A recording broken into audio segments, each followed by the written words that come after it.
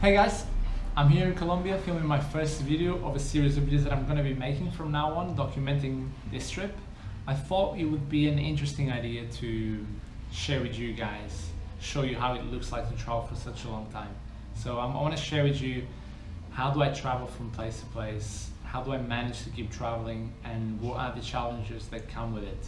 So from now on, every video that I make will be covering a certain topic, a topic that I believe it's a value for you and for me, and that you can potentially take something away from it, something, whether it's a travel tip or something on a personal level, because I believe we can all learn with each other. So today's topic will focus on the beginning of this trip. How did the idea came to my mind? How did I plan it? What was my initial plan? What was my initial expectation for this trip? And also how my friends and family reacted and how I reacted to their opinions. So this long trip idea first came to my mind on my last year of university. I had been studying and working at the same time for like 7 years, and I just wasn't prepared to jump from university straight to a 9-to-5 job. So I thought, like, okay, I'm gonna finish university and then save money for like a year and go travel the world for as long as I can. And that was the plan. It didn't really happen because a couple of months in, after finishing university, I just wake up one day and I was like, can't wait anymore, I'm just gonna go now. So same morning I booked a flight to Argentina, which was the cheapest I found at the time, quit my job, and then just started the process of preparing for this trip. I got rid of most of my clothes, I got rid of my furniture, my computer, TV screen. I didn't sell anything, I gave everything away.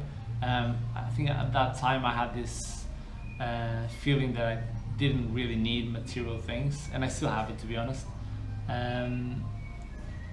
So that was it. I packed everything I could on my backpack, plane to Portugal, and I was ready to go. I thought I wanted to do this for a long time already, but I just never had the guts to do it, because like most of us, we always have this thought in the back of our head, like, oh, you need to be sure of your decision, you need to save up more money so when you come back you have money for a house or for a room, to rent a room, to survive for a couple of weeks or months while you look for another job. So I'm really happy that that morning that thought wasn't there, or I ignored it and I just went straight for it, because I don't regret it at all. I'm really happy with that decision, and I think that that feeling of wanting to be sure all the time holds us back more than it actually helps us. I didn't really have a plan or a route for this trip. The planning I did was, I'm going to do Argentina first, then Chile, then Bolivia, Peru, Ecuador, and finish it off in Colombia. I wanted to stay like a month in the Caribbean coast to enjoy myself, and then find a way to get back home, because I didn't think my money would last the whole trip, and it didn't. I was right. So the two options were to find a job and save up money to go back to Europe on a flight, or volunteer at the boat and sail back home, which takes about 3 weeks if I'm not wrong. I also didn't have a goal for this trip. I didn't set myself a goal. I had some expectations though. I expected this trip to give me or teach me something valuable that I could use back home when I return home. So the reaction to my trip were surprisingly more positive than negative. My mom was super supportive. She said, if that makes you happy, go for it. I'll support you in any way I can. My friends mostly cracked jokes about it and how crazy I was to go travel the way I was going to travel. But they were it was in a positive and fun way, the way they were doing it. So it felt really good to have the support from people that I feel are very close to me. But then I also had negative opinions about it.